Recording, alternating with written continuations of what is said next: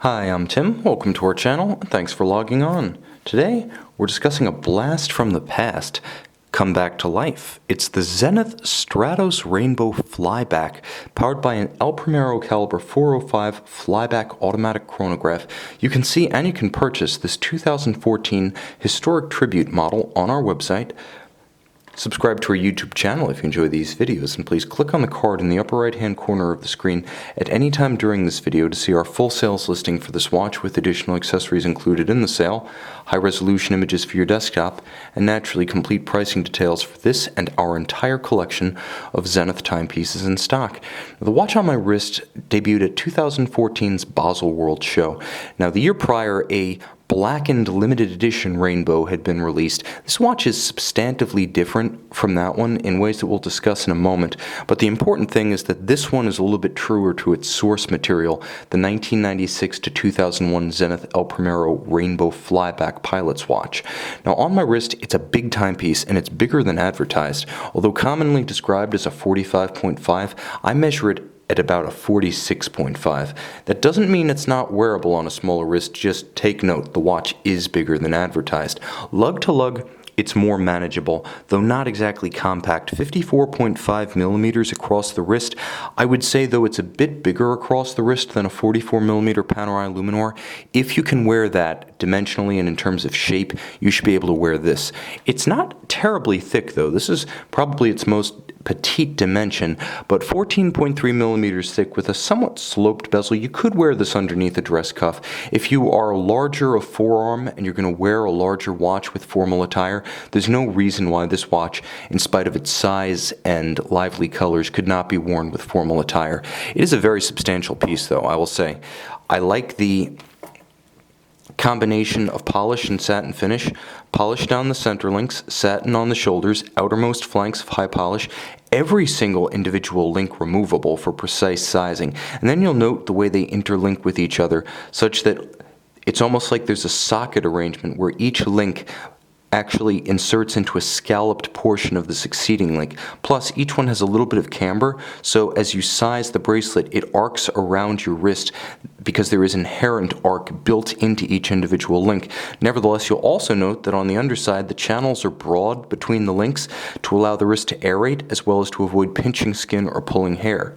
Now, you can see that the clasp is twin trigger, double deployant, and also wonderfully low in profile when you close it.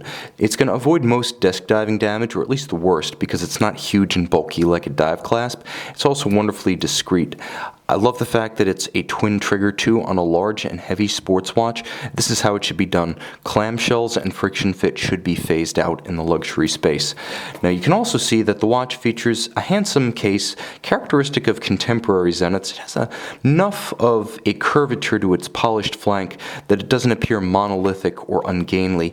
There's a strong bevel along the lug flank, and then the hoods of the lugs themselves are of satin finish for contrast. You can see the knurling. It's actually a staggered knurling, large individual notches and smaller coined edges, allowing you to get an easy purchase on the unidirectional dive style bezel. So though it's inspired by an aviator's watch, nevertheless this is a unidirectional bezel moving in only one direction. Line it up with the minute hand and you can time two concurrent events, one using the bezel, 0 to 60 minutes, and one using the chronograph. Now, it is a flyback chronograph, so you can reset it and restart it just by pressing the trigger at 4 o'clock. No need to stop and reset first.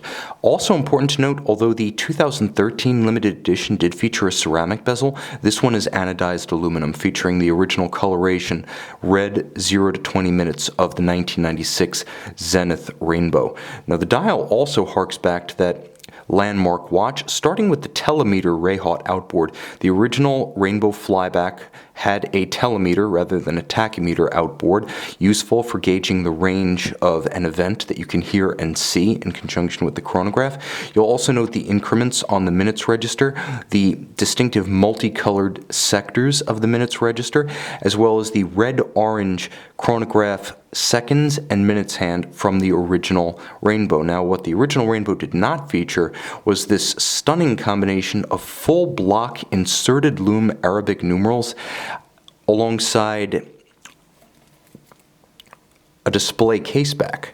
The combination of the two makes the aesthetic of the watch outstanding. When you examine the dial close up, you see that these blocks of luminescence actually cut into the shape of the numerals have been placed separate and freestanding from the dial. That is, you have full cut blocks of luminova that stand on top of the dial and glow brilliantly.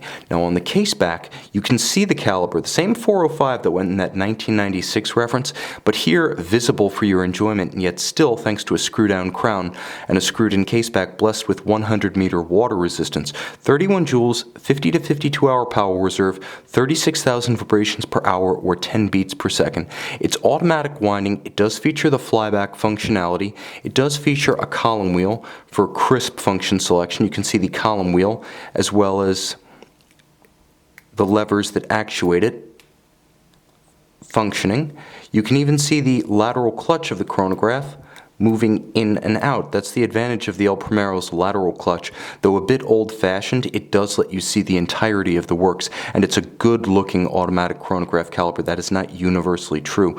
Of course, it does feature a quick set, so you can rapidly cycle the date, but like all El Primero calibers, it does not feature hacking. Nevertheless, this is a formidable offering, with just enough of a loving nod to history, and yet not a plagiarized effort. It doesn't copy song and verse so much as it simply matches the tune. It stands on its own, it will be well remembered, and it's a tremendous amount of watch for the money. Versatile enough to swim or use as an aviator's timepiece. If you have the wrist for it, it's also versatile enough to use with formal and informal attire. You can see it and you can own it on our website.